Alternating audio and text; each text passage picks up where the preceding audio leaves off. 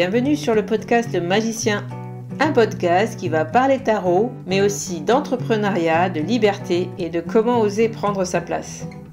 Je m'appelle Fabienne Larnicole, je suis formatrice et coach. J'utilise le tarot comme outil de compréhension de soi et de communication avec l'invisible. Je le transmets à travers mes accompagnements et mes formations. Sur tous ces sujets, je te dévoilerai les coulisses de mon métier et comment le tarot m'a aidé à avancer dans ma vie et à libérer mon potentiel. J'espère que tu pourras y trouver des clés pour vivre ce qui t'inspire. Chaque semaine, seul ou avec mes invités, nous allons explorer ensemble les enseignements du magicien. Alors si tu es prêt ou prête à me suivre, installe-toi et c'est parti pour l'épisode du jour. Et pour cet épisode, on se retrouve au Tarot Festival 2022. Emmanuel Iger et moi-même avons donné une conférence sur notre vision du métier de tarologue.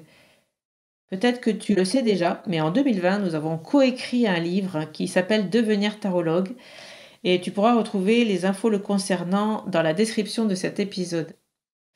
Cette captation, je l'ai faite de façon artisanale, donc elle n'est pas parfaite. Mais Gilles, qui est le monteur de ce podcast, a fait des merveilles pour que l'écoute soit la meilleure possible. Alors, je te laisse avec cette conférence où on aborde quelques sujets au niveau du métier que l'on fait toutes les deux, Emmanuel et moi, et les questions que l'on peut se poser aujourd'hui, en 2022, par rapport à l'engouement autour du tarot depuis 2020. Avec des questions auxquelles on répond pour te donner un petit peu notre vision du métier en 2022. J'espère que cet épisode te plaira et je te dis belle écoute et à bientôt. Fabienne et moi avons écrit avant le confinement, il me semble. C'était avant par là. Ouais, à un moment avant les événements, je crois. On a écrit ce livre qui s'appelle Devenir tarologue parce que on s'est lancé toutes les deux dans cette pratique. C'était du travail, c'était pas évident, il y a eu beaucoup de choses à apprendre.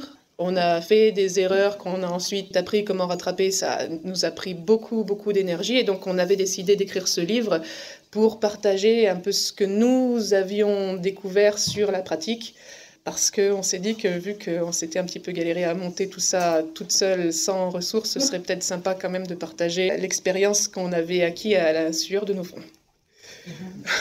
Mais on s'est dit aussi que ce serait intéressant de refaire une conférence à ce sujet, au sujet de comment se lancer comme tarologue, comment devenir professionnel, comment se faire connaître, etc. On s'est dit que ce serait bien de refaire la conférence aujourd'hui en 2022. On est en 2022, hein Je confirme. Merci. Non, mais parce que des fois, j'ai des fois des espaces-temps bizarres. Non, mais depuis le confinement, c'est bizarre, quoi. Mais, donc, on s'est dit que ce serait bien d'en reparler au présent, histoire de tenir compte des modifications qui ont été apportées dans le marché depuis ces événements-là, de façon à pouvoir un petit peu échanger ensemble autour de ces questions-là, histoire de parler de ce qui est toujours important de savoir quand on a envie de se lancer en tant que professionnel, toujours parler aussi de la question cruciale, comment est-ce qu'on peut se faire connaître en tant que professionnel, parce que voilà, c'est pas tout de savoir tirer les cartes. Si personne sait que vous savez tirer les cartes, vous n'allez pas en tirer beaucoup. Et on s'est dit que ce serait aussi très important de reparler de ce qui fait une vraie pratique professionnelle. Qu'est-ce qui fait qu'on peut dire, ça y est, je suis prêt à tirer le tarot, non pas en amateur, mais vraiment dans le cadre de mon travail. Donc, on va avoir un petit dialogue avec Fabienne à ce sujet-là. Et on va commencer par se baser sur un article qu'on a trouvé sur Internet en anglais, qu'on a trouvé vraiment intéressant. C'était sur un site de tarologue américaine. Et le titre de l'article, c'était « 5 raisons de ne pas se lancer en tant que tarologue à plein temps ». À plein temps. Ouais. Et on a trouvé ça hyper intéressant et hyper honnête. Donc, du coup, on a lu l'article et puis on aimerait bien parler des différents points que la personne qui s'appelle Christiana Godet a évoqués pour y répondre et pour vous donner un petit peu notre point de vue là-dessus, parce que c'est vrai que se lancer déjà en tant qu'indépendant, c'est pas une petite chose. ça demande quand même des épaules, c'est très exigeant en fait. Et en plus, le fait de se lancer non seulement comme indépendant, mais en plus comme tireur de cartes, il y a 2-3 trucs à assumer derrière. Et ça n'est pas toujours de l'ordre de l'évidence. Donc, je vous propose qu'on commence un petit peu par là, pas juste pour rigoler, mais pour être vraiment conscient de ce que ça implique comme métier sur le terrain. Ça va comme ça ? Ok, alors je vais peut-être commencer sur les points donc, de Christiana Godet. Vous trouverez son article sur christianagodet.com. Et le premier point qu'elle évoque, c'est que si vous vous lancez en tant que tarologue, vous allez immédiatement être discriminé très très fort. Voilà, et donc vous vous marrez parce que c'est un peu du vécu. Oui, quand on commence à communiquer, quand on fait un coming out et qu'on commence à communiquer sur le fait que oui, je tire les cartes, oui, je fais du tarot, sachant que le tarot dans l'espace imaginaire collectif, c'est vraiment le truc de Madame Irma très, très, très sulfureux, très dangereux, qui est vraiment le domaine d'arnaque et d'emprise à n'en plus finir, ça va être compliqué. Donc il faut assumer cette chose-là tout en essayant d'éviter de passer pour une folle. Et puis, Fabienne, tu peux peut-être nous raconter encore un petit peu l'histoire de la communication autour du festival. Oui, du coup, pour illustrer ce propos-là, quand on a lu l'article avec Emmanuel, c'est toujours comme ça, un peu qu'au travail, on se parle, on dit « Ah ouais, moi ça, moi si, et on pourrait me noter ça, voilà ». Et donc là, moi j'ai l'exemple flagrant, et vous avez Camille qui est ici, au fond de la salle, qui est donc chargée de communication au festival, qui pourra, si vous voulez lui en parler, vous en parler de ce qu'elle a vécu pour faire la com de ce festival. J'en ai parlé un petit peu dans l'inauguration pour ceux qui étaient là hier. Voilà, le blacklistage du fait qu'on envoie 250 titres de presse, un communiqué de presse écrit, présenté, voilà, en expliquant exactement notre propos et qu'on a 0 réponse. Donc, oui, vous pouvez mettre un article, oui, vous pouvez payer une parution, mais faire un article, le Tarot Festival n'intéressait a priori aucun titre de presse sur les 250. Dès qu'on veut proposer quelque chose avec le mot tarot, voilà ce à quoi, effectivement, on peut s'attendre. Ouais. Des préjugés où, non, je ne vais surtout pas parler de ça. Je ne vais surtout pas vous faire de la pub. Si je vous fais de la pub, je me crame. Donc, aller chercher une influenceuse pour relayer votre propos, c'est compliqué. Et donc, ça n'existe pas. Donc, les seules personnes qui ont bien voulu relayer, c'était des personnes qui étaient déjà tarologues, qui connaissaient bien, et du coup, ça sortait pas. On voulait ouvrir la com du festival pour proposer à un plus large public de connaître ce tarot-là. Et bon, ce n'est que partie remise. Je crois que c'est tous ensemble qu'on peut travailler là-dessus, mais voilà un des préjugés auxquels moi, en tout cas, et Camille, on s'est heurtés. Il y a aussi un article qui est passé sur Internet sur le Tarot Festival dans la catégorie Gers insolite. Et c'était l'article le plus recherché que j'ai lu, et c'était intéressant de voir la façon dont le journaliste s'y était pris, parce qu'on voyait vraiment que le lien entre tarot et divinatoire, il était tellement fort, tellement indéboulonnable, que son article c'était « Oh là là, le tarot c'est rigolo parce qu'il y a des gens qui font de la divination, ils sont un peu zozo.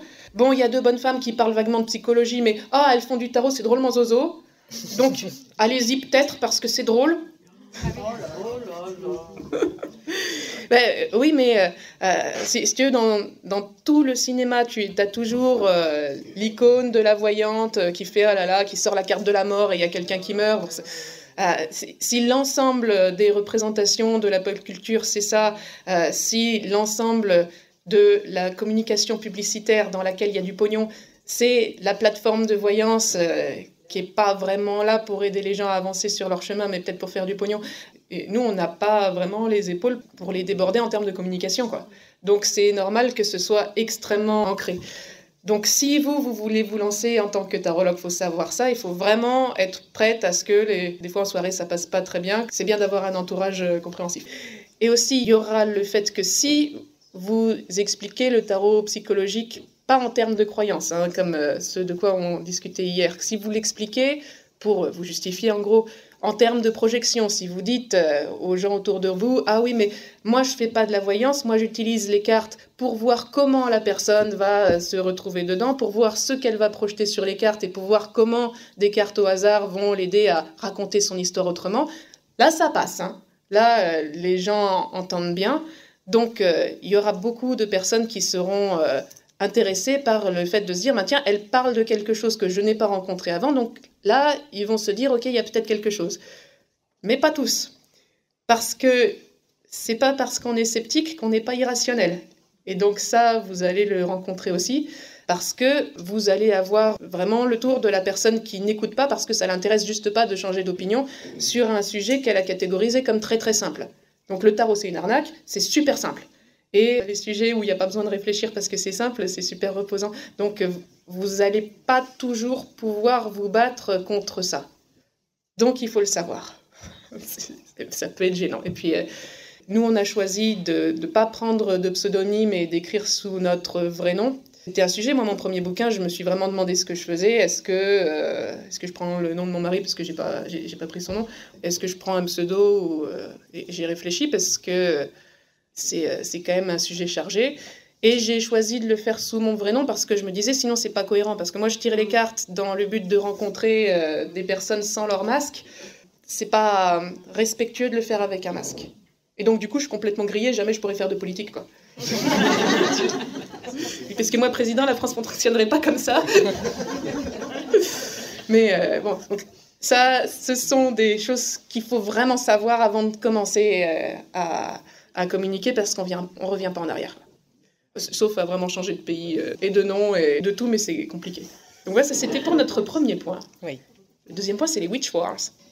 Alors, dans le deuxième point, elle développait les Witch Wars, c'est-à-dire le fait que la concurrence sur les réseaux, alors les witch, c'est sorcières, donc le fait que le développement des personnes sur les réseaux sociaux, qui sont les sorcières d'un-ci, les sorcières de ça, et qui génèrent beaucoup de jalousie, beaucoup de concurrence. Il y a énormément de personnes qui se sont lancées depuis 2020 d'ailleurs.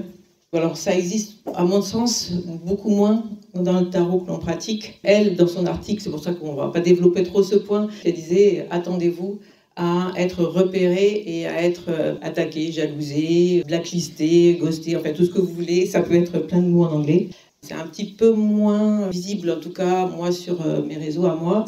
Ça peut aussi exister. Face à cette attitude-là, la mienne, c'est de rester droite dans mes bottes, de faire ce que j'ai à faire et de ne pas m'occuper de ma voisine ou de mon voisin, mais plutôt justement d'ouvrir, de créer du lien, de parler avec les autres et surtout d'être à sa place, ce qui permet de ne pas aller chercher chez l'autre ou de ne pas critiquer l'autre pour ce que nous n'arrivons pas à faire. Que la concurrence, on en reviendra dans la partie entreprise, la concurrence est de toute façon bénéfique et donc il vaut mieux être ensemble et avancer vers justement montrer au monde ce que c'est que notre travail plutôt que se tirer dans les pattes. Et le point suivant, c'est le travail. Là, ce dont on est en train de vous parler, c'est le fait d'entreprendre. Et entreprendre, c'est vraiment exigeant. Alors, de l'extérieur, les gens se disent, bon, elle fait des consultations à 50-70 balles, elle doit bien gagner sa vie. Que nenni, car quand vous faites payer la consultation 70 €, vous prenez en compte tout le travail qu'il y a derrière. Donc c'est un travail de communication, c'est un travail, c'est un travail d'étude aussi, parce qu'il faut continuer à se mettre à jour en termes psychologiques, etc. C'est un travail de maintenance de son entreprise. Il y a l'URSSAF, il y a les trucs, il y a les machins. On ne travaille pas que quand on tire les cartes. On travaille énormément en amont. Un site internet, ça demande beaucoup de temps. Le fait de mettre un petit peu de contenu qui soit intéressant pour que les gens commencent à se dire peut-être que celle-là, elle a des idées, ça se fait vraiment pas tout seul. Et en plus, comme une consultation, ça peut être quelque chose d'assez intense qui demande qu'on soit présent à 110%, on ne va pas s'en enquiller 10 par jour. Donc il y a vraiment un travail énorme en amont et il faut être bien conscient que se lancer en tant que professionnel, c'est être entrepreneur et ça, c'est quelque chose qui se gère, c'est un métier de chef d'entreprise, c'est vraiment pas que tirer les cartes. Ça, les gens ne le savent pas. Et en plus, la communication dans les médias en général, à cause de ce préjugé dont vous parlez tout à l'heure, va vraiment appuyer à l'inverse. Par exemple, l'année dernière, ou je sais plus quand, mais après le confinement, il y a eu un documentaire qui est passé sur TF1, je sais pas si vous avez vu ça. Alors moi je l'ai pas vu, mais on me l'a raconté, puis toi je te vois rigoler, donc du coup t'as un peu saisi l'esprit du truc, tu vois où je veux en venir. Alors pour la petite histoire, ils m'ont appelé TF1 pour m'interviewer, ils m'ont dit « Ah, il paraît que vous faites le tarot, etc. Est-ce que vous pouvez nous raconter un peu votre truc ?» Et donc, j'ai parlé à une journaliste super sympa et je lui dis « Ah oui, le tarot psychologique, c'est pas du tout un truc de Madame Irma, c'est pas comme dans les films, c'est vraiment un travail de psy. Donc du coup, les gens, ils sont en mesure d'avoir des prises de conscience qui leur permettent de mieux savoir ce qu'ils veulent, etc. » Et, ah bon. Et puis la fille, elle me dit « Ah, bah, je savais pas du tout qu'on pouvait faire ça en tarot, c'est intéressant. Ah, bah, c'est cool. » Voilà. Et donc, comme vous avez vu le documentaire, vous avez vu qu'ils ont vraiment mis l'accent sur le côté hyper spectaculaire, donc la bonne femme qui lit dans les crêpes. Et aussi, ils ont beaucoup insisté sur la notion d'argent magique, parce que ils ont fait toute une partie sur une influenceuse qui gagne 6000 balles par jour, parce que je sais pas quoi. Parce que justement, pour le coup, elle est dans la voyance et elle traite ça vraiment comme une entreprise qui crache à 3 € la minute. Et le fait de mettre en avant les personnes qui sont dans des positions extrêmes comme ça, c'était pour générer de l'indignation chez les gens. Parce que vous n'êtes pas sans savoir que notamment les réseaux sociaux, ils font leur beurre sur le fait que quand vous êtes indigné, vous réagissez plus, donc vous vous engagez davantage, donc vous faites que les encarts publicitaires ont plus de valeur. Donc le but, c'était pas vous présenter ce qui peut se faire en matière de tarot, le but, c'était d'énerver les gens. Donc ça passe sur TF1 à 1 heure de grande écoute, franchement, ça nous aide pas, quoi. Donc, nous, ça nous fait 2 choses. Premièrement, de base en tarot psychologique, on gagne moins d'argent. Il faut s'expliquer. C'est pas une évidence pour les gens qu'on fait ça. Et en plus, ça demande du travail. Donc, le consultant, il vient, il sait qu'il va devoir bosser. C'est beaucoup moins séduisant. Et en plus, il faut qu'on passe du temps et qu'on mette de l'énergie à se battre contre cette image-là que ce type d'événement va déformer avec beaucoup de puissance. Donc ça, c'est fatigant. Mais bon, heureusement, vous êtes là. Vous êtes l'armée des néo-tarologues qui allait nous aider à vraiment mettre un vent de fraîcheur dans ce truc-là, parce qu'il y en a vraiment besoin, voilà. Juste pour ajouter quand même sur cette partie, vous êtes là, et c'est vrai que le Tarot Festival, c'était l'envie de parler de ce tarot-là, et l'envie justement de faire du bruit aussi à ce niveau-là, parce que si c'est pas nous qui le faisons, personne ne le fera. Donc voilà, c'est un travail de longue haleine peut-être, mais d'expliquer encore et d'être fier de ce que l'on fait. Je crois que c'est comme ça que ça passera. Et puis, moi, je vais faire un dernier petit point sur ce qui est important aussi de savoir avant de se lancer, c'est aussi la notion de décalage. Parce que là, on est en train de vous parler déjà d'un métier qui est décalé. Les gens auront moins le réflexe de respecter, comme on respecte le comptable qui va bosser à 9h et qui revient à 18h, parce que c'est des horaires normaux. Donc comme notre métier n'est pas considéré comme normal, il y aura tout de suite beaucoup moins de respect par rapport à nos limites. Et aussi, il y aura le grand danger que, comme c'est un métier dans lequel on se lance tout seul, et que c'est un métier qui attire des gens qui, de base, n'ont pas trop la fibre commerciale, entrepreneuriale, etc., parce que sinon vous seriez commerçant et pas tarologue, il y a un grand danger, c'est le fait de soi-même ne pas respecter ses propres limites. Parce que quand on est entièrement indépendant et qu'on n'a pas de patron pour nous dire « viens à 8h du matin », on fait ce qu'on veut de son emploi du temps, ça a l'air super cool comme ça, sauf que vous allez être tellement content d'avoir des clients que si vos clients ils vous disent « Ah oui, mais moi je travaille la journée », et vous allez lui dire « Ouais, bah, ok, c'est pas grave, je te prends à 21h, il n'y a pas de souci. » Parce que vous vous dites que sinon vous allez perdre le client. Si vous avez envie de faire un truc un petit peu étoffé comme des cours de tarot, du travail de groupe, etc., ah bah, les gens, la semaine, ils travaillent. Donc, vous allez vous retrouver très très vite confronté au problème du fait que le soir et le week-end, les moments où vous aimeriez bien voir vos amis et être avec votre famille, c'est pas évident, quoi. Donc, on court un risque qui est essayer de répondre à la demande. Et quand on essaye de répondre à la demande, on en fait trop et on risque de se retrouver cramé, quoi. Et donc ça, c'est une erreur que moi j'ai faite avant le confinement. Et donc cet événement-là a remis un petit peu les cartes sur la table. Et c'est arrivé un peu au bon moment pour moi parce que ça commençait à être vraiment tendu. Quand on a un conjoint qui travaille la semaine et que soit on travaille le week-end parce qu'on fait son week-end d'initiation, au bout d'un moment on le voit plus, le gars. Et a priori, si vous l'épousez, c'est que vous aimez le fréquenter, donc c'est dommage. Et du coup, je me suis mise à refuser le travail. Pourquoi ? Parce que je ne peux pas travailler tous les week-ends. Donc moi, j'ai mis sur mon site, si vous voulez des cours de tarot, désormais c'est le vendredi en journée. Et les gens, ils m'ont dit, bah oui, mais je travaille ce jour-là. Ouais, bah moi aussi. Et là, je peux pas. Je peux pas faire autrement. Et dès qu'on commence à faire des concessions en disant, ah oui, mais elle travaille pas le jeudi, donc mon jour de cours, c'est le vendredi, mais je vais la prendre elle le jeudi, ça devient un bordel. C'est ingérable. Parce que pourquoi je la prendrais elle et pas elle qui est sympathique aussi?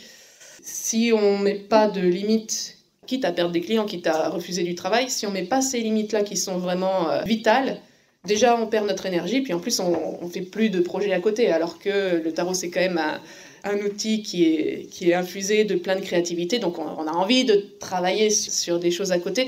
Si vous n'avez pas de limites, il faut apprendre à les mettre, vous risquez de casser ça, et ça c'est compliqué. Tu en parles un peu? Tout a été dit. Ok. Non, ouais. Je crois qu'on va en plus développer un petit peu après dans l'idée de... Okay. On va développer comment se faire connaître et ce que c'est que l'entrepreneuriat. Mais c'est vrai que pour tout, c'est un des travails en décalé, il y en a d'autres. Hein, et c'est vrai que le travail en décalé, c'est toujours un problème, mais il faut savoir. Quand on se lance dans ce métier-là, c'est important d'en parler aussi, de cet article, de dire, ben oui, moi je fais un événement tarot ce week-end, comme aujourd'hui par exemple. Je ne vais pas faire la fête avec mes copains. Travailler le week-end, si on sort de la consultation, c'est souvent le cas. Ceux qui font de l'événementiel, par exemple, ils vont travailler le soir, des fois en soirée, jusqu'à des 2h du mat à tirer les cartes. C'est un métier où on est indépendant, donc c'est vrai que comme tout métier où on est indépendant, il faut apprendre à gérer son temps. Et apprendre que le temps de travail, c'est pas simplement de tirer les cartes, c'est aussi la préparation de tout ce qu'il y a en amont et qu'on peut pas compter en chiffre d'affaires, par exemple. On en parle un peu aussi dans le livre, je ne sais pas si on le développe tout à l'heure, mais je ne crois pas. En chiffre d'affaires, il ne faut pas juste calculer, je fais ma consultation à 50 €, à l'aise, si j'en fais 100 dans le mois, je vais me faire 5 000 €, si je calcule bien. Et c'est cool, je vais vraiment être riche, quoi. En fait, déjà pour aller chercher 100 clients, qui vous payent une consultation à 50 € de tarot-psy, moi, j'ai jamais vu ça. Mais donc, c'est sûr que si vous faites ça, c'est terminé, quoi. Moi, j'avais dit que j'avais rien à dire. On va me lancer sur le sujet, donc je te repasse le micro. Donc si vous voulez devenir très riche, vous êtes clairement au mauvais endroit. Okay. Mais bon, on fait ça pour d'autres raisons. Voilà, donc ça c'était pour prendre les raisons de ne pas devenir tarologue à plein temps et on a pensé que c'était vraiment important d'en parler parce que on vous vend de plus en plus de formations sur oui, devenez tarologue en une semaine, etc. C'est cool. C'est pas juste cool, il faut vraiment être conscient de ce que ça implique. On va passer maintenant un petit peu pour ceux qui restent, parce que personne s'est barré là quand même. Hein. C'est vraiment bien. Donc, puisque personne s'est barré, on va passer à la suite pour dire comment on se fait connaître par les gens qui ne nous connaissent pas, quand on a quand même envie de se lancer en tant que tarologue. Alors ça, on a tout un énorme chapitre là-dessus dans le bouquin, donc on va vous épargner ça, surtout qu'il y en a plusieurs dans la salle qui ont déjà lu le truc, mais on va évoquer des points qui nous paraissent vraiment les points essentiels. Et moi, j'aimerais bien parler un petit peu des collaborations, parce que la blague qu'on faisait hier sur le Tarot Festival, c'est que tirer les cartes, c'est un peu un truc d'ermite. Hein, c'est celui qui va amener des guidances depuis son expérience, etc., mais en restant un petit peu dans son coin. Enfin, c'est vraiment un truc d'introverti, quoi. Donc là, c'est rigolo, parce que c'est un peu un festival où plein d'introvertis se rencontrent et ils sont super contents d'être ensemble. Donc ça, donc c'est vachement sympa. Mais on a quand même cette tendance à l'introversion parce que c'est en général ce qui se passe dans notre domaine. Parce que sinon, on serait tous community manager et commercial, hein, je rappelle. Et du coup, on va avoir tendance à essayer de tout faire dans notre coin avec l'idée qu'on peut compter que sur soi-même et que si le tarot c'est s'exprimer soi, alors vraiment il faut que tout vienne de soi et surtout pas le déléguer. Ça, c'est pas une bonne idée. Déjà, si vous voulez faire votre site internet et que vous n'êtes pas du tout à l'aise avec les trucs d'informatique, déléguer, franchement, c'est bien. Sinon, vous allez passer des mois et des mois à vous arracher les cheveux sur du PHP et de la CSS qui ne marche pas. C'est bien d'accepter ça, même si c'est un investissement. Parce que vous investissez de l'argent, mais vous gagnez du temps et de l'énergie et vous évitez un peu de désespoir. Donc ça, c'est cool. Et aussi, une autre chose qui, moi, me paraît vraiment cruciale en termes de développement de son activité, et une des super nombreuses raisons pour lesquelles, franchement, c'est génial qu'on ait ce genre d'événement ici en France où on peut se retrouver entre nous, entre passionnés, et échanger et communiquer entre nous, c'est que quand on collabore sur des projets créatifs entre tarologues, ça n'a que des effets positifs. Et c'est aussi pour ça que tu disais que toute concurrence est positive, parce que quand on a des collègues, on est là pour travailler ensemble. Donc ça vaut le coup de parler chacun de sa vision du tarot, de parler chacun de la façon dont on aborde les cartes, parce qu'elle sera toujours différente. Donc déjà, c'est hyper inspirant. Parce que chacun y met du sien dans le tarot. Et c'est pour ça que les collègues ne sont pas vraiment des concurrents, parce que chacun vend sa pratique avec son style, avec sa personnalité. Donc vous ne pouvez pas concurrencer Maurice sur la personnalité de Maurice, hein, vous allez perdre à tous les coups.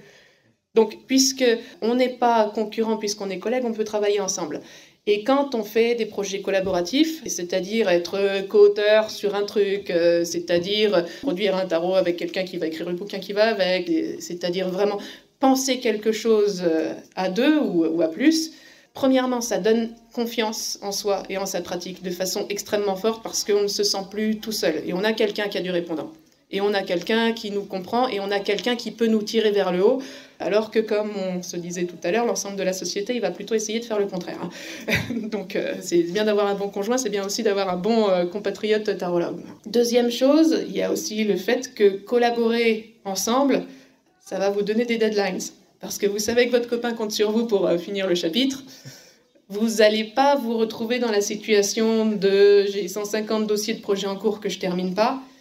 Parce que j'ai encore un peu de mal à assumer ma légitimité, donc du coup ça me fait perdre, ça me fait une fuite d'énergie, donc du coup j'ai du mal à m'y mettre. Vous n'avez pas ça. Et ça c'est vraiment, vraiment crucial. Et puisqu'on est dans la partie comment se faire connaître, la partie la plus importante sur les collaborations, c'est que quand vous produisez quelque chose avec quelqu'un d'autre, vous partagez les audiences. Donc chacun va en parler sur ses réseaux, chacun va en parler à ses amis, chacun va en parler à ses clients. Vous avez multiplié votre audience par 2. Ça, c'est vraiment très, très important et c'est comme ça que ça marche aussi sur les réseaux sociaux. Quand on est tout seul et qu'on parle dans son coin, on n'est pas dans le dialogue, donc du coup, ça ne monte pas. Donc, je recommande l'idée de la créativité collective parce que c'est ça qui donne des idées qu'on n'aurait pas eues tout seul. Donc, c'est ça qui apporte des choses dans le domaine du tarot, donc c'est ça qui génère de l'intérêt. Et ça permet aussi de sortir des choses, d'exprimer des choses qu'on n'aurait pas osé aborder si on avait été tout seul. Donc je vous conseille vraiment de vous laisser aller à cette inspiration qui vient du dialogue avec des gens qui partagent la même passion que vous, mais qui la voient de façon un petit peu différente. Ça, c'est vraiment très riche. Et dans la même lignée de ce que vient de dire Emmanuel, donc partager avec d'autres, mais aussi partager des pratiques avec soi-même. C'est-à-dire que quand on fait du tarot, on part du principe, on a juste notre tarot, il faut qu'on fasse quelque chose avec. Donc, qu'est-ce que je peux faire avec? Tirer des cartes, donner des ateliers. Déjà, c'est une étape. Partager, du coup, c'est aussi un métier de partager, donc c'est pas évident pour tout le monde. Voilà, on peut créer plein de choses avec, on peut co-créer, comme tu viens de dire. Et on peut aussi, et moi ça je le vois, 2 exemples que je peux vous donner récents dans mes cours, ou des personnes que j'accompagne qui, quand on va au bout de la démarche, mais qu'est-ce que je peux faire? Quel est votre tarot? Posez-vous la question, quel est mon tarot? Qu'est-ce que je fais avec ça? C'est un outil en fait, et cet outil très créatif, il peut vous permettre de faire des choses dans un autre domaine. Et donc ouvrir, ne pas se dire que je fais du tarot, donc je fais juste vendre de la consultation. Je pense que c'est pas vraiment, en tout cas en tarot psychologique, si vous faites pas effectivement encore une fois de la voyance au kilomètre, c'est pas tellement rémunérable, enfin, c'est difficile de gagner sa vie qu'avec les consultations. Mais la question à se poser, c'est qu'est-ce que je fais de cet outil? Qu'est-ce que j'ai aussi moi? Qu'est-ce que je suis moi? Et qu'est-ce que j'ai à apporter? Qu'est-ce que j'ai à proposer? J'ai une élève comme ça qui, à un moment donné, a fait tilt, a dit « Mais oui, mais moi, j'adore tisser. » Et en fait, ça, c'est quelque chose, cette créativité, ces créations, c'est ce que j'aime faire. Et je vais faire des bijoux tissés avec une consultation. Tout d'un coup, quelque chose s'est illuminé. Elle s'est dit « Mais oui, c'est ça, en fait. » Parce qu'elle n'arrivait pas à se dire « Je suis tarologue et je vais faire des consultations. » Et elle n'arrivait pas, elle ne communiquait pas. Et à un moment donné, elle a déclenché quelque chose. Et là, forcément, ça s'est ouvert. Et une autre, du coup, qui est donc sophrologue, et bien pareil, elle avait des difficultés à évoluer dans son activité de sophrologue, et du coup, elle s'est dit, j'ai le tarot, je dis, t'as le tarot, tu es sophrologue, est-ce que tu peux créer quelque chose avec les deux? Est-ce qu'il y a quelque chose que tu peux proposer? Et tout d'un coup, elle a dit oui, alors, pas du tout sophrologue, mais elle a dit, je vais créer des ateliers d'écriture avec la sophrologie et le tarot. Voilà, donc c'est quelque chose qui, pareil, qui est arrivé comme ça, et donc se poser la question de ce que j'aime faire, ce que je suis, Et qu'est-ce que je fais avec l'outil tarot? Est-ce que je peux l'intégrer dans ce que je suis pour proposer quelque chose? Ça peut vous ouvrir des pistes. En tout cas, c'est ce que j'ai expérimenté. Là, c'était un peu pour parler des éléments nécessaires pour prendre votre place dans ce marché. Ne pensez pas qu'il suffit d'apprendre par cœur un bouquin de tarot et d'après tirer les cartes, parce que l'intérêt d'un outil qui aide nos consultants à se révéler eux-mêmes, c'est qu'il nous aide à nous révéler nous. Et donc, si on ne l'utilise pas comme ça, c'est difficile d'apporter des choses aussi à nos consultants. Donc, on n'est pas là pour être juste tarologue, parce que tarologue, c'est une case. Et c'est la même case pour tout le monde. Et on n'est pas n'importe qui. Tout le monde est différent. Et donc, maintenant, on va passer à la dernière partie qui nous paraissait importante aussi, parce que c'est bien de se demander ce que c'est qu'une pratique professionnelle. Parce que si vous avez envie de vous lancer en tant que tarologue, c'est que vous n'avez pas envie de rester un amateur. On peut toujours tirer les cartes en amateur à ses copines sur un coin de table, c'est cool. C'est sympa, c'est un jouet, ça n'engage pas des masses, parce qu'on est des amateurs. Mais si vous voulez faire quelque chose de sérieux, là, il faut devenir professionnel. Donc, je vais rendre le micro à ma collègue pour qu'elle vous parle de ce que c'est qu'une pratique professionnelle. Une pratique professionnelle, quelqu'un qui ne se comporte pas en amateur. Être professionnel, c'est créer une entreprise. Donc, on rentre dans un autre domaine, celui de l'entrepreneuriat. Et souvent, dans les métiers spirituels, en tout cas dans le tarot, on n'est pas souvent préparé à ce que ça veut dire être dans une entreprise. C'est cool, on va être tarologue, on veut devenir tarologue, on va tirer les cartes, peut-être qu'on va être à notre compte. Mais il y a quelque chose qui bloque à un moment donné quand vraiment on veut prendre sa place en tant qu'entrepreneur. Et qu'est-ce que ça veut dire être entrepreneur? Qu'est-ce que ça veut dire gérer une entreprise? Qu'est-ce que ça veut dire la première fois qu'on reçoit effectivement la part d'URSSAF à payer? Comment ça, on va en prendre 22% de tout ce que je gagne? Oui, oui, parce que du coup, c'est à toi de payer ta cotisation sociale, c'est à toi de payer ta retraite. Tout ça, c'est qu'on ne voyait pas sur une fiche de salaire, hein, on le voit de façon brutale. Dès que l'URSSAF nous dit il faut payer 1 000 € maintenant parce que vous avez travaillé tant. Donc ça, c'est des choses qui peuvent surprendre si on n'est pas préparé à ce que c'est que l'entrepreneuriat. Et donc un petit peu connaître en amont, se former à la gestion d'entreprise. C'est pas simplement prendre un tarot et tirer les cartes, mais savoir ce que ça veut dire. Gérer son temps, encore une fois. Peut-être aller prendre rendez-vous avec un comptable. Moi, je veux faire ça, donc qu'est-ce que vous en pensez? Qu'est-ce que c'est qu'une charge? Qu'est-ce que c'est qu'un bénéfice? Qu'est-ce que c'est qu'un chiffre d'affaires? Déjà, faire la différence entre les deux, c'est important. Et donc, voilà, c'est vraiment aussi le switch à faire quand on veut se lancer en tant que tarologue. C'est pas simplement chouette, je vais être tarologue. Il y a beaucoup de choses administrativement à faire et à comprendre. Et on n'a vraiment pas du tout envie, personne n'a envie de se lancer dans ces choses-là, personne n'a envie de faire les papiers administratifs et tout, mais là, il faut vraiment le faire, et ça suffit pas de se faire un tirage en demandant au tarot comment je vais m'en sortir dans mon entreprise, ça suffit pas d'aller voir un comptable. Parce que le tarot, il révèle ce que tu sais déjà profondément au fond de toi, et les arcanes de la comptabilité, non, tu les connais pas. Voilà, donc c'est ennuyeux, mais c'est comme ça. Ne ratez pas ça, sinon vous allez avoir très mal. Donc ça, c'était pour la partie chef d'entreprise. Là, vous êtes vraiment des chefs d'entreprise à la barre d'un navire qui contient la communication, le contenu, vos idées, vos prestations, vos prix. C'est super important, vos prix. Soyez à l'aise avec vos prix, c'est compliqué. On a tout un chapitre là-dessus parce que quand vous allez commencer à parler du prix que vous allez faire payer vos clients, toutes vos angoisses vont remonter d'un coup comme ça. Donc travaillez là-dessus, c'est important. Et moi, enfin, pour terminer ces trucs-là, j'aimerais bien aussi parler de l'autre versant de ce que c'est qu'une pratique professionnelle. Donc tirer les cartes comme un pro, ça demande vraiment pas mal de travail en amont. Alors vous êtes tous au courant que ça demande pas mal de pratique, parce que pour avoir vraiment, vraiment confiance en son jeu, il ne faut pas être saisi d'une crise d'angoisse à l'idée de « Ah là là, qu'est-ce que je fais si elle tire en force le 10 d'épée ? Je vais juste prier pour que ça n'arrive pas. » Vous aurez confiance en votre jeu quand vous aurez vu ce genre de situation problématique 15 000 fois. Et vous n'êtes pas sans savoir qu'un problème du tarot, c'est qu'il a des cartes piquantes et des cartes sympas. Bon, le soleil, c'est pas la maison Dieu, quoi.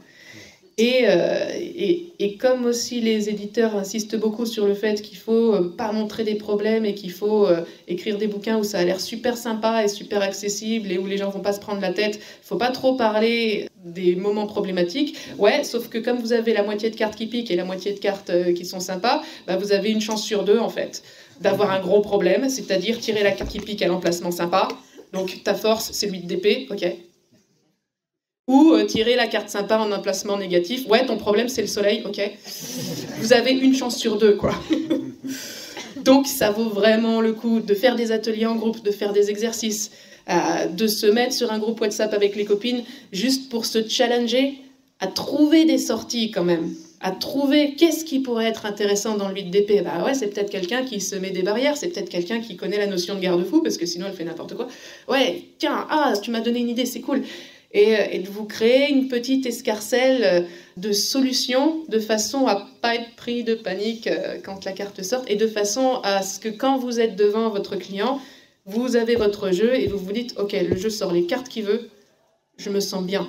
Et j'ai pas l'angoisse, je suis pas en train de pas écouter mon client parce que je suis vraiment très très occupée à penser « Ah non, non, non, pas le 10 d'épée, non, non !»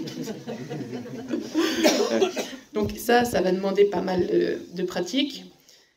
On a déjà parlé 15 fois et vous n'êtes pas sans savoir que ça demande aussi d'avoir pas mal de clarté sur soi, parce que on a tous des névroses et des points aveugles, bon c'est normal, mais c'est bien de le savoir, parce que quand vous avez un client qui va venir chez vous, et comme par hasard il a la même névrose que vous,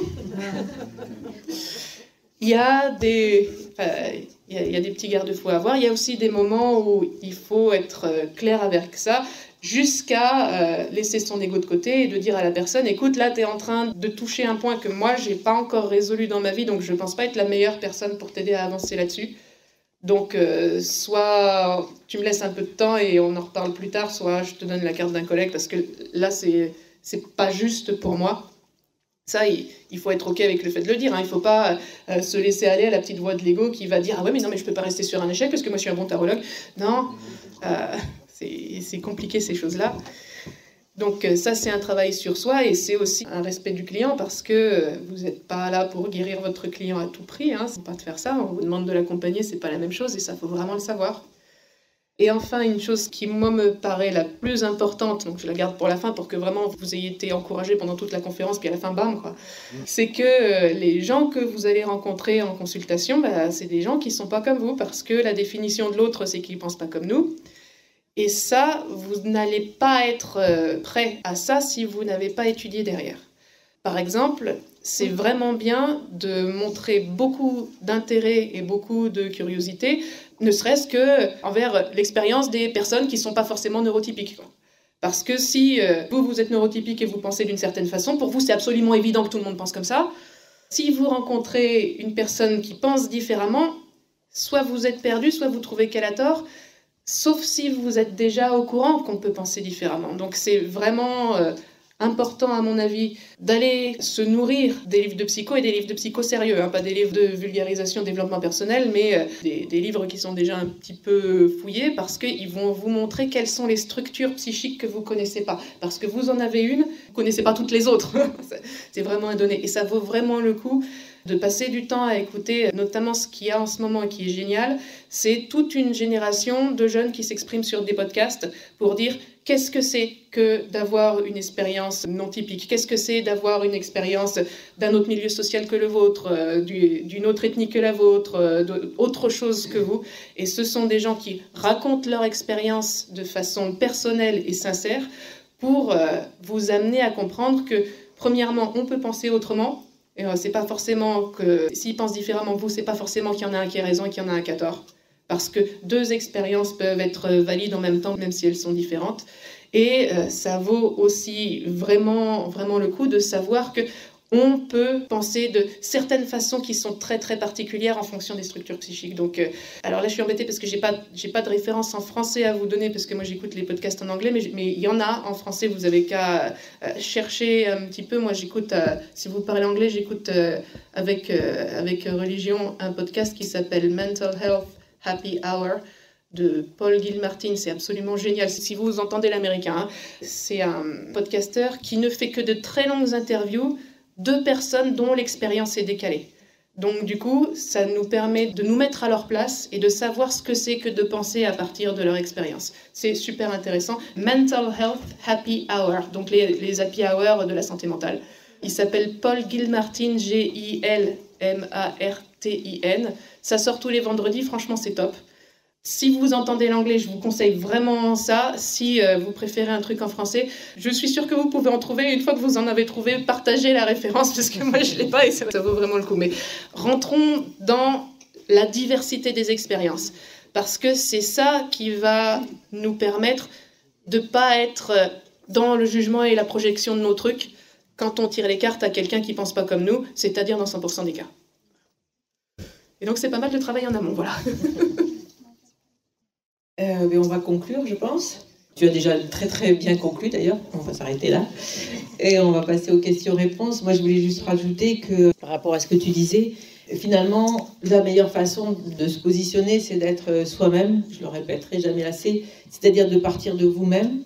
Et quand vous tirez la carte, pensez qu'en face de vous, justement, ou même dans les ateliers, vous avez d'autres personnes, donc ce que vient de dire Emmanuel, qui sont chacun des humains, et on travaille comme avec beaucoup de métiers qui travaillent avec l'humain. C'est vraiment très très important de prendre conscience qu'on ne peut pas faire n'importe quoi, et qu'on ne peut pas dire n'importe quoi, et qu'on ne peut pas conseiller n'importe quoi. Moi, le plus grand conseil que je donne à mes élèves, c'est de rester à leur place de tarologue, c'est-à-dire de tirer les cartes, de lire le tarot, de rester derrière son outil et de ne pas donner de conseils, vouloir aider la personne. On n'est pas des thérapeutes, on n'est pas des conseillers, on ne fait pas du consulting, quelqu'un qui vient vous voir pour une question professionnelle. Notre esprit peut vite s'échapper en disant « Ok, mais moi j'ai la solution, fais plutôt comme ça, moi la première. Hein. » Et donc je dis, si on fait un tirage, il faut rester derrière son tarot, derrière pas ce qu'on pense, mais on est des traducteurs de cartes, en fait, c'est tout. Et si on reste derrière ces cartes,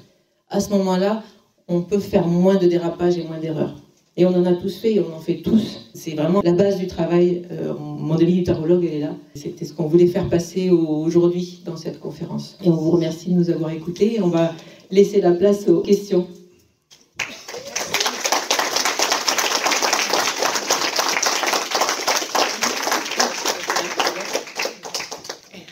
Y a-t-il des questions? Oui, vas-y. Alors déjà, bon, le livre, je me suis régalée, je l'ai dévoré cet été. Vraiment beaucoup d'excellents conseils. Et je me suis rendu compte en faisant en même temps des études de psycho, en fait, ça sert pour devenir rôle, tout comme ça pourrait servir pour devenir entrepreneur individuel dans beaucoup de branches. Par contre, je me suis confrontée à des petites difficultés, j'aimerais vos conseils en plus. C'est justement quand on parle de rechercher des événements auxquels participer ou de démarcher des restaurants, des cafés pour, pour pouvoir s'entraîner ou se lancer. En fait, c'est beaucoup plus compliqué que ce à quoi je m'attendais. Même pour l'événementiel, alors soit il y a des cachettes secrètes sur Internet, sur Google pour y accéder, soit je trouve des sites de personnes qui proposent leurs services, et encore pas tant que ça, mais j'arrive pas à trouver des organisations vraiment concrètes. En fait, on tombe toujours sur le Tarot Festival. C'est le seul. Mais j'arrive pas à aller au-delà. Alors, je sais pas, je me dis peut-être que je m'y prends pas très bien, mais si moi je galère. Alors, est-ce que vous avez des pistes en plus là-dessus? Alors oui, le Tarot Festival sur l'événement tarot psychologique, c'est le seul. Donc c'est vrai que vous tomberez toujours dessus, mais il y a plein de... Toi, tu as fait de l'événementiel, donc tu peux peut-être mieux en parler que moi. Si tu cherches boîte d'événementiel qui veut embaucher des tarologues, tu ne vas pas trouver. On rejoint la première partie, d'où on est parti. Néanmoins, le tarologue fait de l'événementiel, ça arrive. Et les demandeurs de prestations événementielles sont les boîtes de com et les boîtes événementielles qui se placent sur le côté un peu insolite sympa. Donc, jamais ce sera écrit explicitement sur leur site, on propose de la cartomancie, jamais, tu vois, parce qu'ils ne veulent pas effrayer leurs clients. Néanmoins, si ces gens-là te connaissent, donc tu postules, tu leur envoies un CV en leur expliquant ce que tu fais en étant sympa, il est possible qu'à un moment ils se disent « Ah bah tiens, j'ai tel client qui fait du bien-être et de la relaxation, de la sophrologie machin, qui fait ton séminaire d'entreprise, ce serait sympa d'avoir une cartomancienne. » Et donc là, ils vont t'appeler. Mais ne t'attends pas à ce qu'ils disent « embauchons cartomancienne » parce que si tu trouves ce genre d'annonce, c'est que c'est une arnaque de téléphone de voyance et ça va pas le faire. Donc moi, ce que je conseillerais, ce qui est vraiment difficile, c'est déjà d'activer ton réseau personnel pour savoir si tu connais des gens dans l'événementiel, c'est hyper important. Et ensuite, si tu n'arrives pas à le faire par contact personnel, identifie les boîtes événementielles en général parisiennes, qui ont l'air suffisamment sympas et dans la hype et dans l'idée qu'on va proposer des choses vraiment originales, là, il y a vraiment une chance que tu trouves quelque chose. Dans les métiers de relation, d'accompagnement, quels qu'ils soient, ou d'aide, il y a la supervision des personnes qui interviennent. Comment se faire superviser quand on est tarologue? En utilisant un psy. Moi, c'est ce que je ferais. Uniquement. Ouais, Mais on peut parler de supervision du coup en disant j'ai des retours de consultation, c'est-à-dire avoir quelqu'un qui supervise ton travail de tarologue. Donc ça veut dire ce que tu fais dans tes consultations. Pas forcément. Ou on peut éventuellement le dire, simplement on ne donne jamais le nom de la personne. Bien entendu. Oui, bien sûr. Quand on est supervisé par quelqu'un, on nous raconte. Oui, mais ça veut dire ça, la supervision, c'est d'avoir un autre tarologue qui t'aide à avoir un retour sur ce que tu fais toi. Mais on a le sentiment que, on se dit, du coup, il faut trouver un tarologue qui veut bien faire de la supervision. Alors, c'est où le formateur, si tu fais une formation, ça se fait pas vraiment. Il commence à se faire un peu de mentorat, donc plutôt de l'accompagnement à l'installation, à l'entreprise. Après, en supervision, il faut aussi aller voir un psy, effectivement, mais le psy ne va pas te parler de ta consultation. Moi, j'aurais plus tendance à quand même en parler à mon psy plutôt qu'à mon tarologue. Pourquoi ? Parce que pour moi, la supervision, c'est pas est-ce que j'aurais pu mieux lire la carte ? C'est pas est-ce que tu peux me corriger mon interprétation ? Pour moi, la supervision, c'est voilà ce que ça a réveillé chez moi, ce qu'a porté la personne. Donc, est-ce que tu peux m'aider à ce que je merde pas avec ça ? Et ça, pour moi, c'est vraiment quelque chose qui a trait à ma psyché et pas à ma lecture de cartes. Donc moi, j'ai un psy jungien, il est super open sur le tarot, c'est OK. Je ne sais pas si c'est le cas de tous, mais je le ferais plutôt comme ça. Eh bien voilà, c'est la fin de cette conférence. J'espère que tu y auras trouvé des clés de compréhension ou des envies de réflexion sur le métier de tarologue. C'est un sujet qui nous passionne avec Emmanuel. Je suis très heureuse d'avoir réussi à te le partager ici sur Le Magicien. Dis-nous ce que tu en penses en commentaire. Envoie-nous un message, n'hésite pas, on y répondra avec grand plaisir. À très bientôt. Voilà la fin de cet épisode. Merci de l'avoir écouté. N'oublie pas de t'abonner pour ne pas manquer les prochains. Soutiens Le Magicien en laissant un avis ou un commentaire sur ta plateforme préférée, Spotify ou Apple Podcast. De mon côté, il me reste à te souhaiter une excellente suite de l'aventure. Où que tu sois, on se retrouve très vite pour un prochain épisode. Bye bye!